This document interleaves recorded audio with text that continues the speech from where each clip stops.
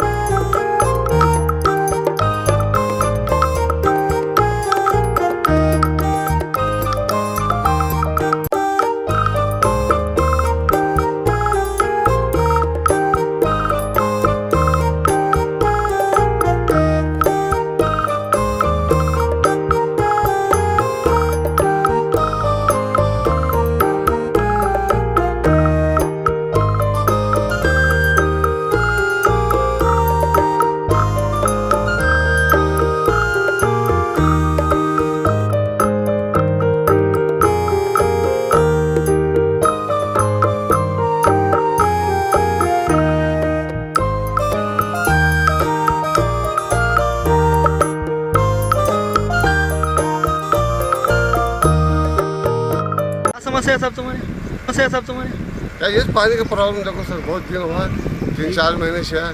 हमें डीसी साहब को भी मनी पत्र दिए, कमिश्नर साहब को भी दिए। कहते हैं हालत बहुत ख़राब है, लेकिन तुम्हें निगाह से देखें, छोटे छोटे बच्चे हैं। तो क्या समस्या क्या है यहाँ? बंद हुई सर, बंद हो 4-5 महीने। हाँ, तो अब यहाँ पर खोदे पूरा पानी रोड पे खड़ा है ड्रेनेज का। हाँ, रोड पर खड़ा है सर, पानी पूरा रोड पर ब्लॉक हुआ पूरा। हम आप ट्राई करें सर, क्या कोशिश करें, लेकिन उसका खर्चा बड़ा है बोलते हैं। कौन बोलते हैं? डीसी साहब बोलते हैं, कमिश्नर साहब बोलते हैं। क्या आए थे उन्हें यहाँ पर? हाँ, कमिश्नर साहब आ गए। हाँ, खर्चा बड़ा है कहते हैं। वे कब कर देंगे? देखना साहब, उनका भी अधिवेशन चल रहा है, वो होने के बाद होने में एक बार जाकर डीसी साहब मिलेंगे, बात करेंगे, ठीक है, आगे क्या कार्रवाई देख लेंगे। क्या तुम्हें टैक्स नहीं भरते गए का? ऐसा तो थोड़े दिन होगा भरे सर, हमें तो भाड़े से घर है सर हमारा। हाँ, हमें भर सब मालक भर रहे हैं। हाँ, अभी घर के पास पानी खड़ा है, यहाँ स्कूल है बाजू, सब पानी है। अब डेंगू मलेरिया जैसे बीमारियाँ आ रही हैं, तो कैसा क्या कोई कौन से वार्ड में आता है यहाँ पर? उस वार्ड से 34 वार्ड में। क्या मेंबर साहब को अब जाको मिले इसके बारे में हाँ, समझे? सर उनको बातचीत करें। हाँ, क्या बोलते हैं मेंबर साहब? उनको बताए सर, उनको फोन लगा, हम सामने से बात कर गालियाँ की बात। तो अभी ये समस्या हल नहीं हुई तो अब क्या करने वाले आने वाले दिन? देख रहे रोड बंद करने की प्लान करें सर, सब मिला गली मिला को रोड बंद करेंगे कर डिसाइड ली, इंशाल्लाह देखना क्या होता है।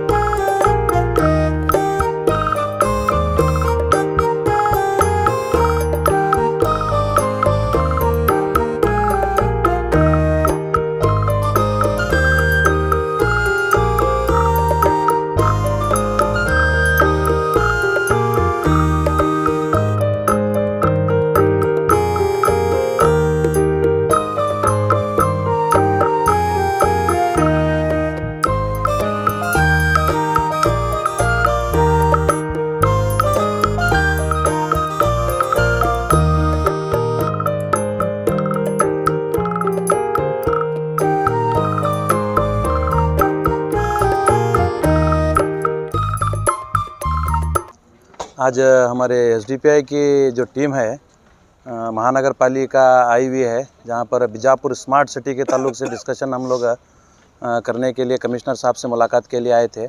जिस तरह हमने आज वार्ड नंबर 34 में जो बॉर्डर जहां पर प्राइम स्कूल के कन्ना नगर से जो टच होता है, वहां पर आज हम लोग किसी शिकायत की वजह से गए थे, सर्वे किए तो पूरा ड्रेनेज का पानी जो है वहाँ पर रिटर्न मारकर पूरा मोहल्लों में फैल गए थे। और वहाँ पर जो है आसपास मकान बीच में और पानी आसपास अतराफ से, जिसकी वजह से लोगों को एक तो हेल्थ इशू भी बहुत हो रहा है बच्चों को, और उसमें लोगों का आना जाना भी एक बहुत बड़ा मसला है। उसके साथ साथ वहाँ पर प्राइम स्कूल है, वो स्कूल के अंदर लगभग 400 बच्चे पढ़ते हैं वहाँ पर। उन 400 बच्चों का जो है एक तबीयत का बहुत बड़ा मसला है। जिस कदर वहाँ के लोकल लोग बता रहे थे और उनके हम लोग रिसीव्ड कॉपी हम लोग देखे तो लगभग 1 साल से वो लोग इस काम को कराने के लिए महानगर पालिका को जो बार बार जो है टच कर रहे हैं। इसके बावजूद भी जो है वहाँ पर हमारे कमिश्नर साहब का एक सर्वे हुआ और भारती साहब का भी सर्वे हुआ। भारती साहब से शिकायत करने के बाद में भारती साहब जो है कमिश्नर साहब को बुला कर लाकर वहाँ पर सर्वे कराए, उसके बावजूद भी काम कुछ भी नहीं हुआ वहाँ पर। और वो पानी चैम्बर का ऐसे ही वहाँ पर बहता हुआ नज़र आ रहा है, और सिर्फ बहने की बात नहीं है बल्कि घरों के अंदर तक जा रहा है, घरों के अंदर तक जा रहा है। अब हम लोग वहाँ पर सर्वे किए तो आप दिखा सकते हैं उस चीज़ को कि जिस कदर पानी अंदर जा रहा है, लोग इतना परेशान है। हम जाते ही लोग हमें एक उम्मीद की नज़र से देखकर यहाँ तक रिक्वेस्ट कर रहे हैं कि आप ये काम को हमारा करके दीजिए किसी भी हालत में बोलकर। इसी सिलसिले में बात करने के लिए हम लोग आज कमिश्नर साहब से मुलाकात की और कमिश्नर साहब से हमारी बात हुई। तो कमिश्नर साहब ने हमें एक आश्वासन दिया है कि, और वहाँ पर जो नेमगढ़ हमारे AWS साहब हैं उनको भी बुलाकर बात किया और उनसे भी स्ट्रिक्टली वार्न किया कमिश्नर साहब के इमीडिएट वहाँ से पानी फ्लो होने जैसा काम कीजिए। और वो जल्द से जल्द 15 दिन के अंदर टेंडर बुलाएंगे, फिर 1 महीने के अंदर अंदर उस काम को स्टार्ट करेंगे, क्योंकि वो UGD वर्क है जिसके लिए टेंडर बुलाकर जो है 15 दिन में इंशाल्लाह शुरू करेंगे बोलकर एक आश्वासन दिया हुआ है। और एक शिकायत हमारे कमिश्नर साहब के मुँह से हम लोग सुने कि फ़ंड नहीं है अकाउंट में, तो फंड नहीं आ रहा। ये सारी चीज़ें जो है बड़ी अजीब सी लगती हैं, क्योंकि हमारे शहर को जिस कदर हमारे MLA साहब कहते हैं कि ये एक स्मार्ट सिटी है और कहीं भी कुछ काम है तो बताइए, मैं उनको 1 करोड़ रुपए इनाम दूंगा। ये सारी हवाई बातें हैं। और साथ ही साथ जैसे कि आप असेंबली में ठहर कर पूरे ऑल ओवर इंडिया का जायज़ा लेते रहते हैं, बीजापुर शहर से कौन मौलवी कहाँ जा रहा है, किधर मिल रहा है, किधर बैठ रहा है, किससे बात कर रहा है, इसकी नॉलेज आपको है। लेकिन आपके शहर में गटर का पानी, गंदगी का पानी जो है, गंदा पानी, चैम्बर का पानी लोगों के घरों में जा रहा है, उसकी आपको परवाह नहीं है। यानी सिर्फ आप अपना सेल्फ इम्प्रूवमेंट के लिए ये बड़ी बड़ी बातें करते हुए आप लोग असेंबली में नज़र आते हैं। तो आप असेंबली के इस बड़ी बड़ी बातों के साथ साथ लोकल सिटी पर भी ध्यान दीजिए। आपका काम है। MLA साहब से मैं कहना चाहता हूँ कि ये आपका काम है।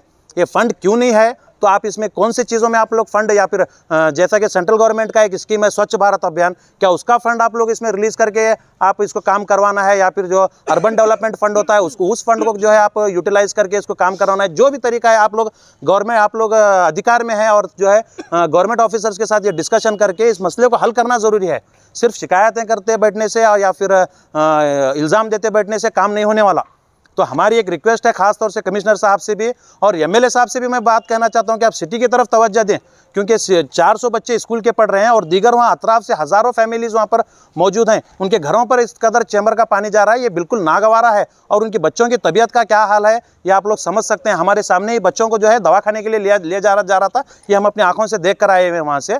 तो हमारा एक स्ट्रांग ये हमारा एक स्टेप भी हम लोग इसके बाद लेंगे। अगर ये जल्द से जल्द काम शुरू नहीं हुआ तो हम कानूनी दायरे में वहाँ पर धरना बैठकर रास्ते, रामनगर का रास्ता हम लोग बंद कर ये जाहिलाना हरकत को हम लोगों को करने के लिए आप तो इस बार जो है आमदा मत कीजिए, आप मजबूर मत कीजिए हमें, ताकि हम लोग रास्ता उतर कर रास्ता बंद करके भी जो है हम लोग अपना वहाँ पर काम करवा सकते हैं। सर कहीं भाषणों में हमारे नगर शासक कहते हैं कि मैं बीजापुर को स्मार्ट सिटी की ओर ले गया हूँ, क्या ये स्मार्ट सिटी की ओर बीजापुर गया? सर एक जायज़ा अगर हमारे शासक, हमारे MLA साहब अगर हमारे साथ लेंगे तो स्मार्ट सिटी की हकीकत हम लोग उन्हें बिल्कुल बताएंगे।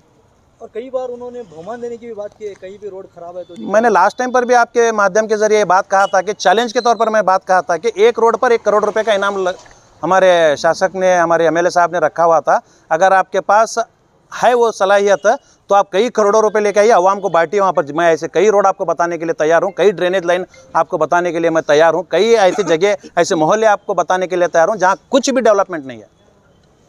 तो जब से जीत कर आए मैं अभिवृद्धि बहुत किया हूँ, बीजापुर में एक शब्द आता है सर, सिर्फ अभिवृद्धि हुई है बीजापुर? सिर्फ बोलने से अभिवृद्धि नहीं होती, अभिवृद्धि के लिए ग्राउंड में होना ज़रूरी होता है। हमारे MLA साहब जो है असेंबली में जिस कदर बातें करते हैं उसका एक 10% भी वर्क बीजापुर सिटी में मौजूद कहीं भी नज़र नहीं आता।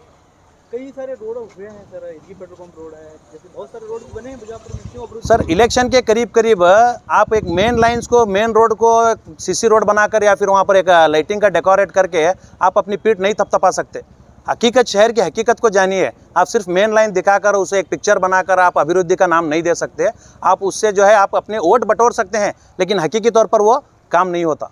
जबकि इलेक्शन के चुनाव के दौरान नीति संहिता जारी में कोई काम नहीं होता, उस वक्त उन्होंने मोहल्ले मोहल्ले में काम किया, आप बोल रहे अभिवृद्धि नहीं।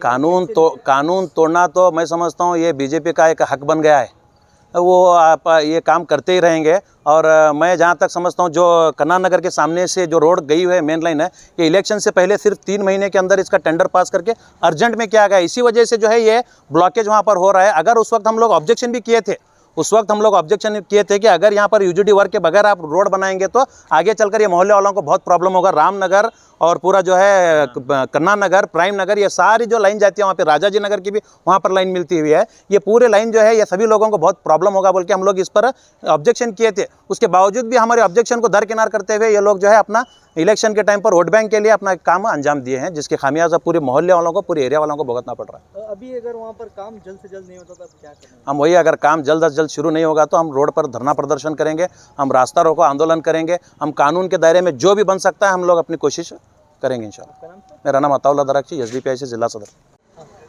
आज हम SDPI की जानिब से कमिश्नर साहब को एक मनवी पत्र देने के लिए आए थे, क्योंकि वजह ये थी कि आज का जो मेमोरेंडम हमने कमिश्नर सर को दिया, वार्ड नंबर 34 और 29 के बीच में कंबाइंड में जो प्राइम स्कूल के पास का जो एरिया है वहाँ ड्रेनेज का पानी पूरा घरों में घुस रहा है। एक तो वो घरों में घुसने की वजह से बहुत सारा रास्ते में प्रॉब्लम्स हो रहा है। बहुत सारे लोग वो रास्ता छोड़ के दूसरा रास्ता इख्तियार करके अपने मोहल्लों को चले जा रहे हैं। एक तो ये चीज़ है, और सेकंड चीज़ ये है कि वहाँ पानी जमने की वजह से बहुत सारे बच्चों को मलेरिया और टाइफाइड के शिकार हो रहे हैं। वो पानी बहुत महीनों से जम रहा है, 6 महीनों से, लगभग 6 महीनों से ये प्रॉब्लम वहाँ पर होकर है। उसका कोई भी सलूशन नहीं है। बार बार कमिश्नर को मनवी पत्र देते जा रहे हैं, बार बार उनसे कहा जा रहा है कि ये काम अब होगा, 15 दिन में होगा, मगर अब तक वो काम हुआ नहीं। आज वही शिकायत लेकर हम फिर से कमिश्नर के पास आए थे। कमिश्नर साहब ने हमसे कहा कि 1 हफ्ता या 15 दिन के अंदर आपका ये प्रॉब्लम सॉल्व होगा। इंशाल्लाह अगर ये 15 दिन के दरमियान अगर इस प्रॉब्लम को सॉल्व नहीं हुआ तो हम सब लोग जमा होकर, वो मोहल्ले के लोग जमा होकर हम एक यहाँ पर एक प्रोटेस्ट करेंगे कमिश्नर ऑफिस में। और जो वार्ड के कॉरपोरेटर हैं, जो काउंसिलर हैं, उन्हें इस बात का ख्याल रखना चाहिए कि उस काम को हमें किस जिम्मेदारी से निभाना चाहिए। जब आप वहाँ के वोट लेकर एक कॉरपोरेटर बनते हैं तो आपकी जिम्मेदारी बनती है कि वो वार्ड के मसलों को किस तरह हल करें। बार बार आप कमिश्नर ऑफिस को आएँ और बार बार उसके बारे में शिकायत करें और उस मसले को हल होने तक आप अपनी जिम्मेदारी निभाते रहें। और तो एक सेकंड चीज़ है, अब तक जो कॉरपोरेटर, जो काउंसिलर्स होते हैं, वो बीजापुर शहर के मसलों को लेकर डिबेट करने के लिए कोई मेयर तक नहीं बना पाए। ये या तो साजिश के तहत मेयर नहीं बन पा रहा है, या तो इसके पीछे एक बहुत बड़ी प्लानिंग है कि एक मेयर नहीं बन पा रहा है बीजापुर में। लगभग इलेक्शन होकर 1 साल हो गया, अब तक एक मेयर का कोई ओहदा हम यहाँ पर दे नहीं पाए। ये हमें बहुत बड़ा अफसोस है। और सेकेंडरी चीज़, जो बीजापुर के MLA साहब हैं, जिन्हें ये चाहिए कि बीजापुर के डेवलपमेंट के बारे में चर्चा करें, जिन्हें ये चाहिए था बीजापुर को किस तरह से इम्प्रूवमेंट करें, कि शाही शहर जिसको बीजापुर कहते हैं, इसके किस तरह से इम्प्रूवमेंट के लिए काम करें। मत के बीजेपी के MLA जो यत्नाड़ सर हैं, वो बल्कि डेवलपमेंट की तरफ बात नहीं करते, वो बात करते हैं तो हिंदू मुस्लिम की राजनीति की बात करते हैं। कभी किसी मौलवी को ISS का एजेंट करार देते हैं। ये सब को छोड़े, मेरी एक खासकर हमारे यत्नाड़ सर से गुजारिश है कि ये हिंदू मुस्लिम की राजनीति को छोड़े। ये अपने आप इस तरह से करने से आपको कोई CM तो नहीं बना सकता, CM तो आप बनने भी वाले नहीं हैं। इस तरह की राजनीति ना करें, बल्कि आप ऐसी राजनीति करें ताकि बीजापुर शहर के लोग आपकी तारीफ़ करें, आपके डेवलपमेंट को देखकर आपके चर्चे हों। बल्कि आप ऐसी सियासत कर रहे हैं, किसी मौलवी को ISS का एजेंट करार देते हो, कभी मुसलमानों के खिलाफ कुछ भी नफरत अंगेज़ बयानात करते हो। ऐसी बयानात से बचें, ऐसी नफ़रत के तकारीर से बचें। हम यही, और आप इस डेवलपमेंट की तरफ ध्यान दें। देखिए कि वार्ड नंबर 34 में क्या हो रहा है, देखिए कि मुसलमानों के मोहल्ले जहां पर रोड्स के काम तक नहीं हुए, देखिए कि हिंदू मुस्लिम की राजनीति करते करते आप हिंदुत्ववादी लोगों के मोहल्लों को सुधार रहे हो, और मुसलमान और जो सेकुलर हिंदू हैं उनके मोहल्लों को छोड़ रहे हो। जो कुछ सेकुलर हिंदू और मुसलमान के मोहल्ले हैं जो अभी तक डेवलपमेंट नहीं हो सके, उन लोगों को छोड़ रहे हो, और हिंदुत्ववादी जो एरिया है वहाँ के एरियाओं को आप डेवलपमेंट कर रहे हो। ये आप जिम्मेदारी से कहीं ना कहीं छूट रहे हो।